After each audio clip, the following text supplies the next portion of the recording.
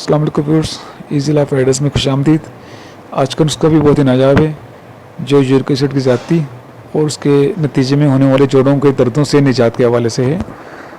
Viewers, इस समय uric acid purine के टूटने की वजह से बनता है, जो खून से गुर्दों तक पहुँचता है और गुर्दों से पेशाब के जरिए जिस्म से बाहर निकलता है। जब यूरिक एसिड जिस्म से बाहर ना निकले तो जिस्म के अंदर छोटे छोटे क्रिस्टल की शक्ल में जोड़ों में जमा होने लगता है। इसकी वजह से जोड़ बेकार हो जाते हैं और मरीज़ का चलना फिरना भी मुश्किल हो जाता है।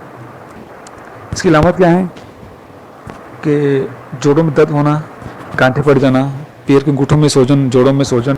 यूरिक एसिड बढ़ने पर बड़ा गोश्त कम खाना चाहिए और खाने में जैतून के तेल का ज़्यादा इस्तेमाल करें। कम चिकने वाला दूध पिएं और सिरके का अपने खाने में ज़्यादा इस्तेमाल करें। तो चलिए मैं आपको अपने मतलब का आजमूदा और मुजर्रब नुस्खा लिखा देता हूँ। आपके सामने ये 5 जड़ी बूटियाँ हैं। इनमें आपने 100 ग्राम गोखरू खुद लेना है, जो कि आपको सारी दुकान से आसानी से मिल जाएगा। और उसके साथ आपने 50 ग्राम अनारदाना लेना है और इसके अलावा 50 ग्राम अब्बुल कुर्तम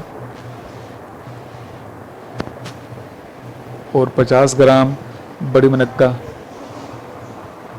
या जिससे बड़ी किशमिश भी कहते हैं, और 50 ग्राम खरबूजे के बीज लेने होंगे। अब अपने 5 जड़ी बूटियों में से हर एक के 7 हिस्से कर लेने हैं और हर एक में से एक हिस्सा मिलाकर आपने 7 वज़न बना लेने हैं, यानी कि ये आपकी 7 खुराकें बन जाएंगी। अब आपने हर एक खुराक रात को 1 गिलास पानी में भिगोनी है और अगले दिन सुबह आपने इसे पकाना है।